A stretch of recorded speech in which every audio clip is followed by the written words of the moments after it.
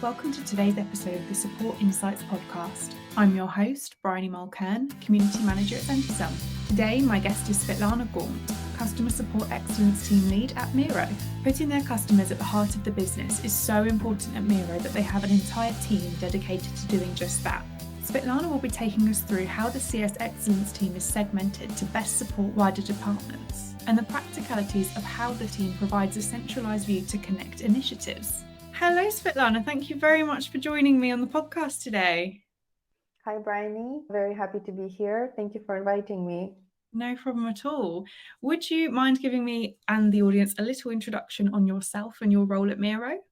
Of course. So I've been at Miro for 1 year. Actually, it was my 1-year anniversary last week.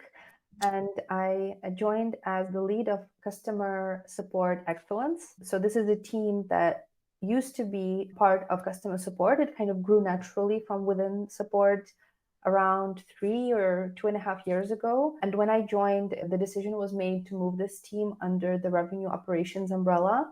So now my team is a part of customer experience operations. It helps centralize the efforts for kind of managing revenue operations in different teams that are in some way related to revenue. So the CX specifically is doing the support for customer education, customer success, and support. So I'm taking care of the support part.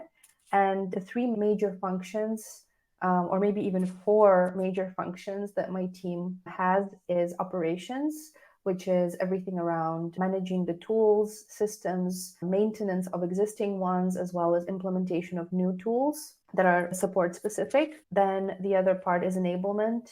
This is onboarding, everboarding, which is what we call the continuous learning, and filling in any knowledge gaps, training, coaching about support for other teams and for support itself. So this is not only for the agents, but also making sure other departments know what support does and how to work with them. Then another one is program management. It's the function that helps align the projects in different parts of support, because we have hubs all over the world, and also align with stakeholders. So really kind of making sure the role of support in cross-functional projects is played, and then the support is not forgotten whenever there are like big projects happening. And then there's the strategy part, and that's mostly what I take care of. And that's building the headcount plan, the capacity plan for the future, thinking about what's next, what are going to be the priorities, the objectives, organizing planning sessions for the leadership team in support, and making sure that we are being efficient, sustainable in our processes, and being prepared for the future. Yeah, wow, that sounds like such a thorough setup. I love that. And it's super interesting to me that you said it sits under the umbrella of revenue. Yeah. That's interesting. That kind of says to me that, correct me if I'm wrong, that Miro sees support as a revenue driver. Yeah, that was one of the things that really stood out to me during the interview process, and especially knowing that it was moving from support to revenue. It's almost like a sign that support plays a very important role in revenue, in customer retention, in how we take care of our customers. Having great support for the users it's something we can't always measure the impact, but we know for sure that the great CSAT score that we have in support is something that plays a very big role in the renewal process. So we have colleagues from the GTM, from the go-to-market teams, asking us for information on the tickets for their customers, asking for metrics so they can actually show during the renewal process that, hey, look at how the support team is performing, look at how the users from your company are getting supported. And for sure, like what you said, Miro does see support as a way of driving revenue.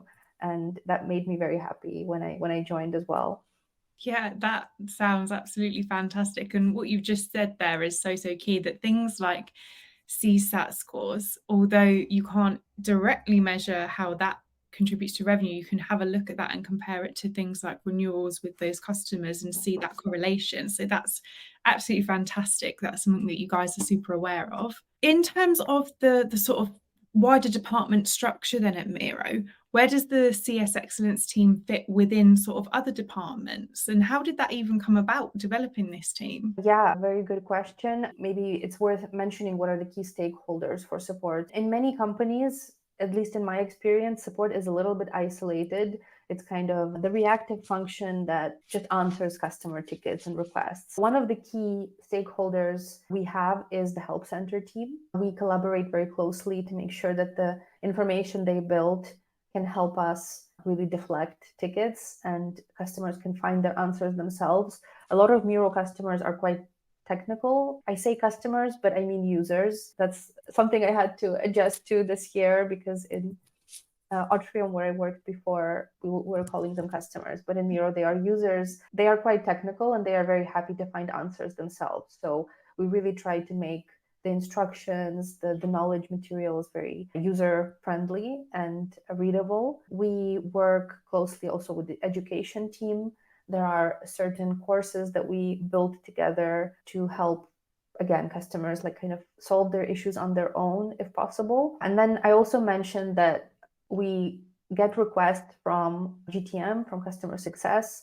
So that's another big area where we collaborate and make sure that we are kind of involved in not every step of the customer journey, but in more steps than just answering their tickets. So support data and the ticket data is used, like I said, in the renewals process.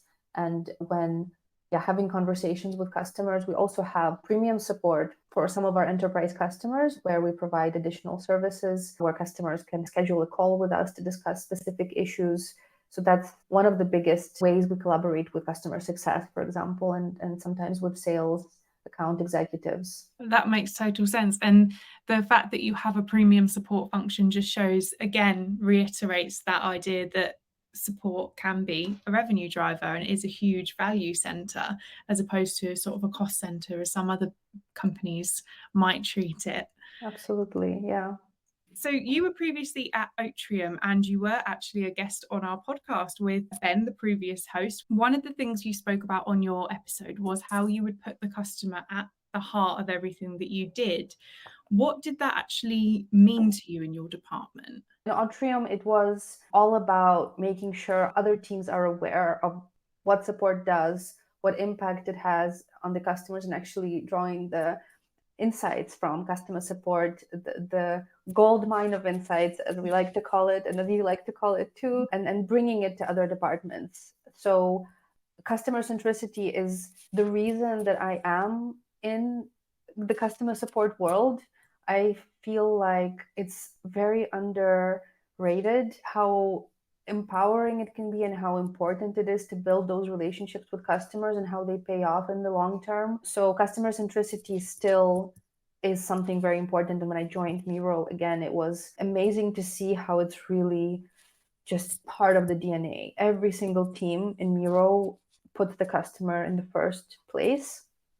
It's always, what can we do to make sure the customer actually sees value in this? There's a lot of A/B testing. There are a lot of experiments to see if this works, if this is really bringing the right results. And the feedback is also analyzed. So there is sort of a centralized funnel of feedback about feature requests and the NPS comments. We also have a community forum where insights are drawn and support is part of that. So this is more qualitative. We have SME functions, subject matter experts in support who work very closely with product teams and make sure that the customer interests are taken into account, and they are so protective.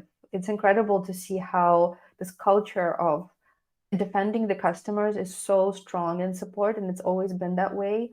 And the company went through a gigantic growth period during COVID, and it's a different company now. It's a really huge, big organization, but this customer centricity stayed. It's really one of the values that Miro has. One of the values is impact. So making sure we have an impact for the customer, and also empathy is another value. So the empathy for the customer and also for each other is so important. And it almost sounds cheesy, but it's the only place that I've worked at where the values are really lived by. It would be impossible to live by our values without putting the customer first. Oh, that's so lovely. And I think that that does absolutely ring true as someone who's used Miro from the other end. It's such a powerful tool. There's so much you can do with it and so many like amazing complex looking things that you can build, but yet it's so simple and it's so easy and intuitive to use. So that really speaks volumes to the fact that you guys are always considering the customer in everything that you do. Absolutely. It always amazes me how complicated and simple Miro is at the same time. It's one product, but it's used by so many different actually personas. So we did a really interesting workshop recently where we reviewed the 4 Miro personas. I won't go into detail, but there are program managers or product managers to like creatives who build their designs in Miro and analysts who build the requirements for dashboards and things like that. And we tried to see what does perfect customer support look like for each of these. And it was really interesting. We did it in groups. Everyone had their own breakout session. And when we came back, we realized that actually all of them have the key drivers of great customer support is the same for all groups, for all personas. And we built our strategy for this year based on that workshop. So really going from the customer perspective and then seeing what does the business say, does it fit in with our strategy of other departments, and then kind of, yeah, like I would say filtering everything through how great support is supposed to look like for our users. That's excellent. And I can't wait to hear more about what that strategy looks like. So, when we last spoke, one thing that you said to me that I wrote down immediately was that something the CS Excellence team does is it provides a centralized view to connect initiatives, which sounds super interesting. You've mentioned that the CS Excellence team is made up of several different sort of segments, if you like. Would you mind giving me a bit of an overview of what the actual practicalities, like the day-to-day looks like of providing that centralized view to connect initiatives? Of course. So the context of this is that the support team is spread across the whole world. There are 6 hubs now, and there are around 50 agents. And each of those hubs has a team lead, or even a few, depending on the size. And it's impossible to have actually a moment where everyone is online at the same time because of the time zones. So it was really key. And this is honestly something we're still figuring out. We don't have the answer to everything. This is a new way of working for me. I don't know if there's really a great way to align people in all different places in the world on the same mission. But what we do is we have quarterly leadership offsites where we meet together, or maybe sometimes it's not possible quarterly, then it's every half year, but we meet in one place and we have this 3 or 4 day workshop. Actually, one of the things we did was look at those personas and then see what the customer needs are, what the user needs are, and then build our strategy for the next period. So this is a way to centralize the initiatives among the leadership team and support, and then they, of course, bring it to their teams. And we do have space for almost everyone in support to work on projects, to make an impact. So it's not like you're just expected to work on tickets. Everyone has the chance to fix what they don't like, basically.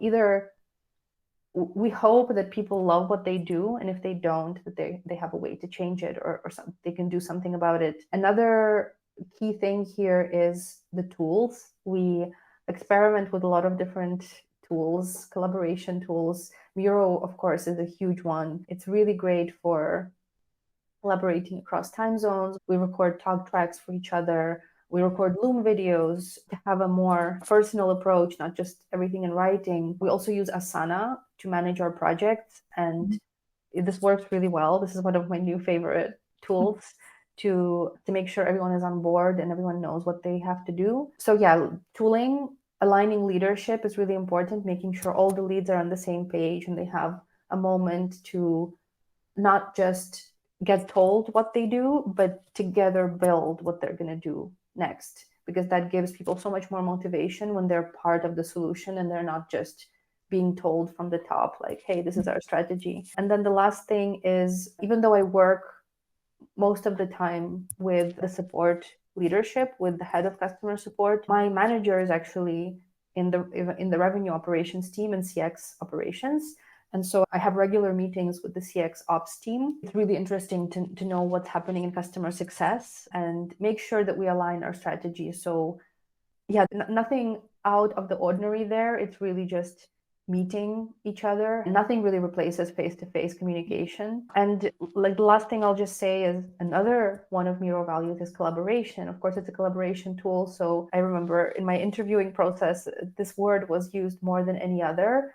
And I didn't really believe it was possible, but the way to connect initiatives and projects and people is by collaboration. And the way that looks like in Miro is you will very rarely hear someone say, this is completely outside of my scope. Like, I'm drawing the line here. Obviously, it's very important to define scopes between teams, but people are so happy to help each other and to connect, to solve issues together. So there's like a motion of prioritizing. Is this really important for us? Does this really bring value? And if it does, we're going to bring many people together to bring their ideas and work things out. So yeah, this kind of the value of collaboration also really helps kind of glue things together and make sure that teams are working together. Yeah, you've just made so many super excellent points there. And it's one thing to have values on things like collaboration, but with so many companies being remote now, what that actually looks like isn't always optimal. But Miro have found that way to enable that, even with global teams, even with people who are spread out between different countries, because they recognize the importance of that time together. And I think that absolutely screams that they do care about their values that they have. Yeah, and you raised the topic of many companies being remote, and every company now has at least a part of their work done remote, a few days a week, or some people or some contractors. So we're kind of in a whole new era of working. And Miro is really trying to be like an innovative force in how do we work in the future. The biggest difficulty for me with working remotely, and I feel like this is a challenge for many companies, is building the connection, which you can only have face to face. So like I've personally been experimenting with other ways to build that connection. And sometimes it works, sometimes it doesn't. Doing voice recordings in Slack or short videos or talk tracks, something that makes people maybe hear your voice is a whole different way than just typing out the message. Yeah. So that's my kind of approach. And recently I posted a really big message in Slack about a new process, and I didn't get any reactions. And I was like, what's going on? And then someone told me very openly, like, could you maybe do this in a video or, some kind of an interactive format, because it's exhausting to read this text. So having that feedback from the team is also so important, because you do things so that they're useful, not just for the sake of doing them. So that was an interesting kind of learning for me, that you just have to try other formats. You have to try different ways. Yeah, absolutely. And I love that honesty as well, that your colleague was able to just say to you, this is exhausting. Please do it. That's a great thing in Miro, that you're free to experiment and people will really tell you their honest opinion. I love that. So a huge achievement at Miro, which you mentioned briefly earlier when you said about, tying things like CSAT to revenue, is that you have a really consistently high CSAT score. I believe you said it's something like above 97%. Yeah, it's around 97 plus minus. I don't think it ever goes like below 96. At least I don't remember it. So it's extremely high. Yeah. Yeah, that's brilliant. What do you think you would attribute that to? Oof, I have some theories, but I don't know for sure. I think the people are incredible. They care so much about providing the right solution and really going on the journey together with the user to kind of understand what they're struggling with.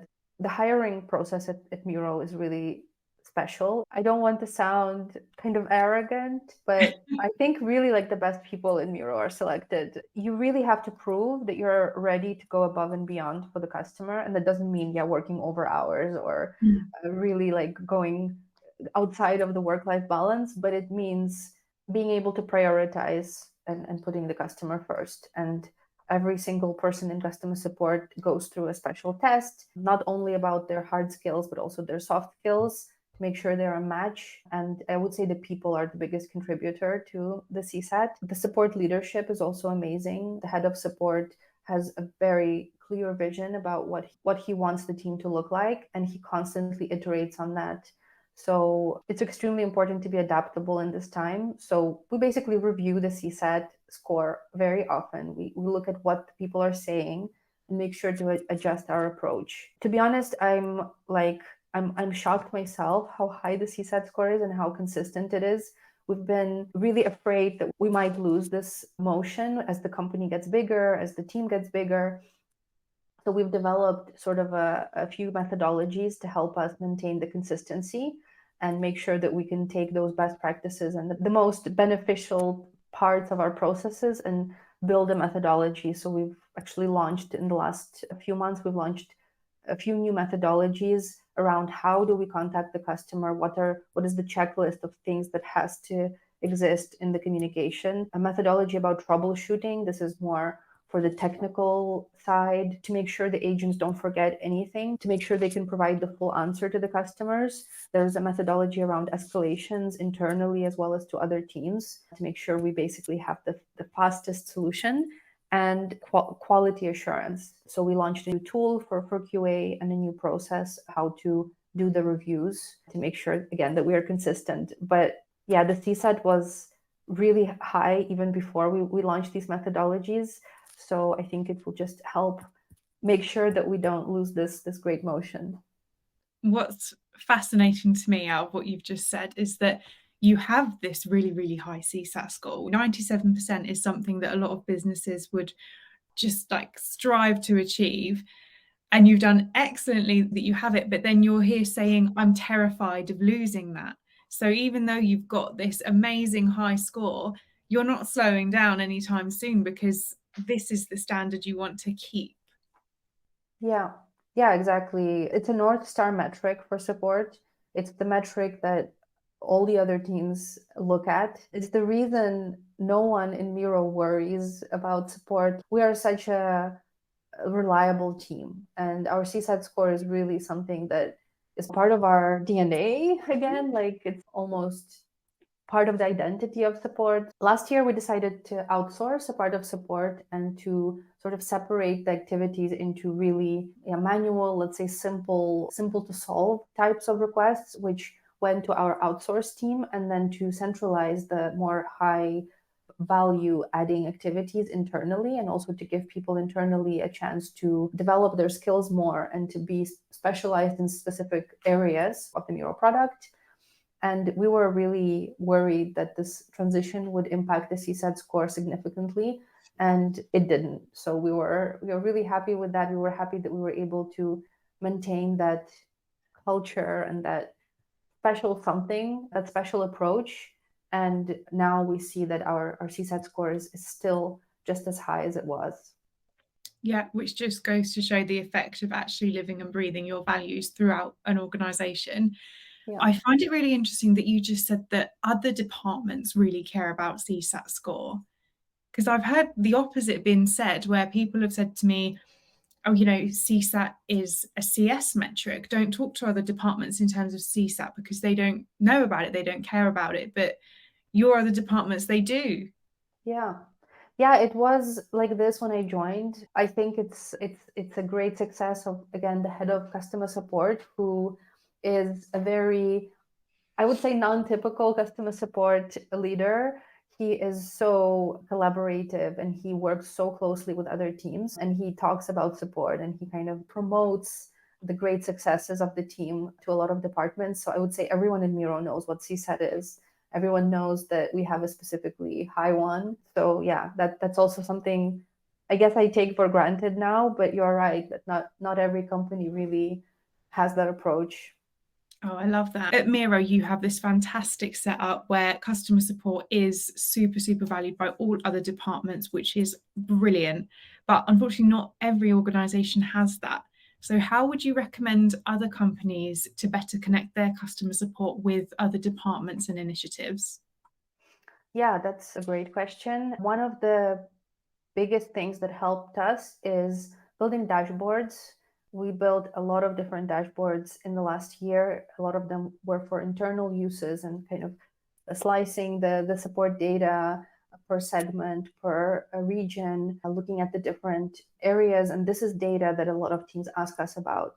And another big thing was we created dashboards for the GTM, for go-to-market teams and for customer success, so they can actually look at the support tickets per customer. They can filter on their specific customer and see how many tickets were raised, what was the CSAT score, what was the average handling time, what were the customers asking about, what were the subjects, so they can even deep dive really into the tickets. So that's kind of managed a lot of questions we used to get by Slack. They can now go and self-serve using those dashboards. So that's a big win for us. Another thing is centralizing customer feedback. This is so important. I think we're not quite there yet with support feedback.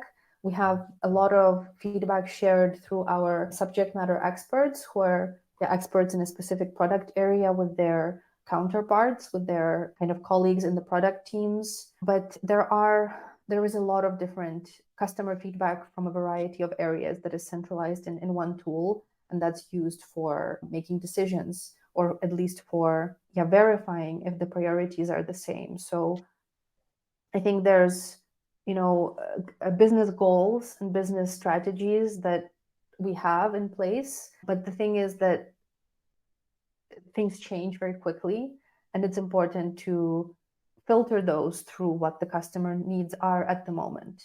So that's where customer feedback is so important. And I would say another sort of piece of advice is really finding the right moment to outsource support. In our case, it helped give the internal colleagues, internal support teams, a way to focus on what really matters for them and focus on specific areas and really high level activities and projects. So this empowered them to build more relationships and be more visible in the company. That sounds like some fantastic advice there. And I particularly like what you said about sharing the feedback that's relevant to the customers now. Because when you try and retrospectively report on what customers have been talking to you about, you might end up looking at data that's months old, especially with things like NPS, for example. So you're not really capturing a real-time look at what customers are wanting and feeling and thinking. So it's great that you do that. Yeah. So what do your plans for 2023 look like then? Yeah, great question. So we have the biggest direction is about differentiating our support, as we are also noticing how the different segments of Miro customers the needs are changing. We have some huge enterprise customers, for example, whose top priority is privacy, security of their data, and the type of requests they have, type of support they need, the urgency of support they need is different from like end users who have a self-serve account. So there are a lot of projects around differentiating support, making sure the premium support is something that is adding a lot of value for the customers and for Miro. We are working on having a live channel for premium customers. So that's something that hopefully will come later this year. Another important thing is differentiating support for the type of users. We have almost a 50-50 split between admin users and end users, and they obviously have a very different level of technical expertise and also expect different support. Like, you're not going to go through all the details and all the different help center articles with an admin user. Most likely they already read those things, they've looked for the answers, they've tried to deep dive on the issues, so they expect maybe a higher level of expertise and really kind of jumping on the issue with them. So that's another direction we want to go in that differentiation. And then the last thing is really learning to work in this new environment, in the new macroeconomic environment, learning to work in the blended model, as I call it. So having an outsourced team and having an in-house team, understanding what exactly are the scopes of those teams. How do we measure their success? How do we make sure the collaboration is efficient? This is still a new thing for Miro. So we are learning it, and we're being very adaptable and taking every month as basically an iteration and a moment to reflect and improve. Speaking of reflect, it's worth mentioning that like retrospectives are something we do at every stage of every project, every quarter, sometimes every month. Every team does a retrospective to see what worked, what didn't work, and what we want to improve in the future. So yeah, I would say differentiated support is a really big one. Lastly, I'll just mention that there's a project around customer experience offerings, and it's really important that the support part of that is kind of aligned with the rest of the business, and what we can offer to the customers is aligned to what other departments can offer, like customer success and sales. So I think there will be a lot more collaboration with the GTM team, with the CX team. So that's what the next year holds for us. This year, actually, we're already in 2023. Yeah, coming to the end of Q1, which is terrifying, but that sounds super exciting and I can't wait to see more about it. Well, thank you so much for coming on the podcast today, Svitlana. I've really enjoyed learning about your role, about the CX Excellence team, and about how things work at Miro. It sounds like a really fantastic customer-led place, so thank you. Thank you so much for inviting me and for the really thoughtful questions. I really enjoyed answering them and also kind of reflecting for myself on how we've built the support excellence team and how we've supported the other departments. So thanks.